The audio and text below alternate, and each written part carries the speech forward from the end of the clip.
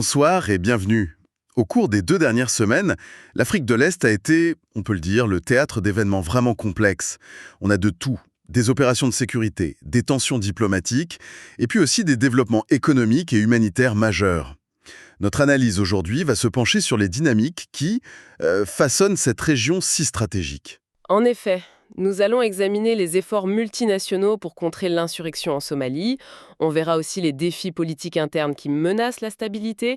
Et puis, bien sûr, les initiatives qui pourraient redéfinir l'avenir économique et social de la région. Pour ça, on s'appuie sur un ensemble de sources d'informations pour essayer de brosser un tableau, disons, factuel et équilibré. Cette analyse est commanditée par ProWave AI et produite par Stylo News, l'application d'information alimentée par l'intelligence artificielle. Alors, commençons tout de suite par la situation sécuritaire, particulièrement en Somalie. Fin octobre, on a eu cette annonce de l'Ouganda qui va déployer un nouveau bataillon pour la mission de l'Union africaine, l'OOSOM. Tout à fait. Et cet effort, il coïncide avec des événements très significatifs. On a eu par exemple une frappe aérienne de précision qui a entraîné la mort de Jafar Gorey. C'est l'un des cofondateurs d'Al-Shabaab, donc c'est un revers stratégique pour le groupe. C'est un coup dur pour eux, oui. Mais la menace persiste. La preuve, c'est ce raid meurtrier mené par Al-Shabaab contre un camp de sécurité kényan juste près de la frontière somalienne. Et ces opérations, elles s'inscrivent dans un contexte bien plus large. Un rapport récent fait état d'une augmentation de la violence terroriste islamiste en Afrique. On parle de plus de 200 000 morts au cours de la dernière décennie. La Somalie reste un point névralgique. Oui, et les chiffres sont vraiment parlants. Depuis février 2025, la Somalie a mené 220 frappes aériennes, avec le soutien bien sûr de partenaires internationaux comme les États-Unis. Et rien qu'en 2025. Rien qu'en 2025, le commandement américain, AFRICOM, a effectué au moins 90 frappes contre des affiliés de l'État islamique dans le Puntland. Et ces actions ont permis d'éliminer des responsables clés, notamment le chef des finances d'Al-Shabaab. Mais alors, la situation sur le terrain, elle, reste fragile. J'ai lu que les combattants locaux, les Makawisley, qui sont pourtant essentiels, Ah oui, c'est un point crucial. ils n'ont pas été payés depuis 6 mois. Ça menace directement leur capacité opérationnelle. C'est une faille énorme. Et en parallèle, on a la menace de la piraterie qui refait surface. On a eu cette attaque récente contre un pétrolier grec à 550 000 nautiques des côtes. On n'avait pas vu ça depuis un moment. Ça illustre bien la complexité de la transition. Exactement.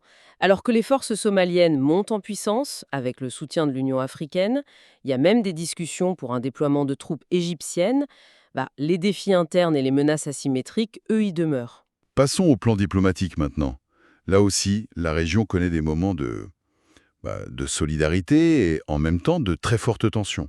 Oui, on a un bon exemple de coopération avec le sauvetage réussi par les forces de défense kenyanes. Elles ont secouru 16 membres d'équipage d'un boutre qui était en feu au large de Kismayo. Et il y a eu aussi cette commémoration à Djibouti. Oui, pour le 25e anniversaire des pourparlers de paix d'Arta, ceux qui ont mis fin à la guerre civile en Somalie en 2000. Ça a réuni des dirigeants régionaux et ça souligne l'importance du dialogue. Mais en même temps, des tensions politiques importantes émergent. Énorme.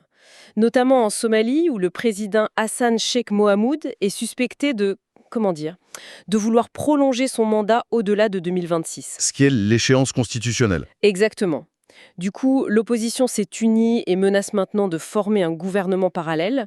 On revit un peu le spectre de la crise de 2021. Et cette instabilité interne, elle est compliquée par les dynamiques avec le Somaliland, j'imagine. Bien sûr. Le Somaliland a affirmé son plein contrôle de l'espace aérien et sa quête de reconnaissance internationale, elle gagne du terrain dans les cercles politiques occidentaux. D'autres tensions apparaissent. Le président ougandais Yoweri Museveni a publiquement évoqué de possibles conflits futurs. Oui, sur l'accès des pays enclavés à l'océan Indien.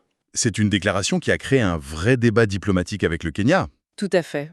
Et en Tanzanie, la prestation de serment de la présidente Samia Suluhu Hassan pour son second mandat a été assombrie par des élections très contestées et des troubles. Et la position du Kenya là-dessus? Très prudente. Ils ont privilégié une médiation menée par la communauté d'Afrique de l'Est plutôt qu'une intervention unilatérale. On voit que tout est lié. Un dernier point. Cet appel téléphonique stratégique entre les présidents égyptiens et kenyans. Oui, qui a mis en lumière des préoccupations communes. La crise au Soudan et la gestion des eaux du Nil. Ça illustre parfaitement l'interconnexion de tous ces défis régionaux. Et sur les plans économiques et sociaux, le tableau est tout aussi contrasté. Absolument. D'un côté, on a des avancées qui sont vraiment notables. L'Égypte qui inaugure le grand musée égyptien, c'est un événement culturel mondial. Le Kenya, lui, a conclu un partenariat d'investissement majeur avec le Qatar dans l'agriculture et les infrastructures. On assiste aussi à une expansion très significative de l'infrastructure numérique. Il y a ce lancement de câbles sous-marins True Africa, soutenu par la Chine, à Nairobi. Et puis un partenariat stratégique entre Africa Data Centers et Wingo Africa. Oui, ces projets visent à améliorer la connectivité dans toute la région.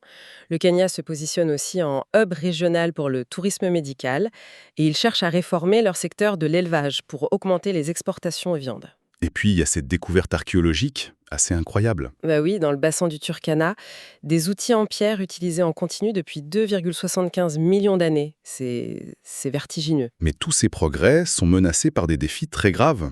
Le principal, c'est la crise humanitaire en Somalie. Une sécheresse historique exacerbée par le changement climatique, les conflits et une très grande fragilité politique, c'est la combinaison parfaite pour une catastrophe. Et les Nations Unies ont lancé une alerte. Une alerte très sévère, oui. On parle de 16 pays, dont la Somalie, qui sont au bord de la famine. À cause des conflits et surtout du manque de financement, les projections sur les migrations climatiques indiquent que jusqu'à 5% de la population africaine pourrait être déplacée d'ici 2050. C'est énorme. Et même les ambitions technologiques du Kenya se heurtent à des obstacles.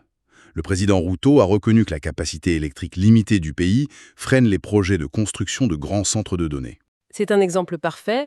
L'ambition se heurte au réel. Ça montre que sans des fondations solides, la sécurité, la stabilité, les infrastructures de base, eh bien les grands projets de développement risquent de rester des mirages. Alors, en conclusion, si on devait retenir les événements à surveiller pour les prochains mois, Je dirais qu'il y a plusieurs dossiers à suivre de très près.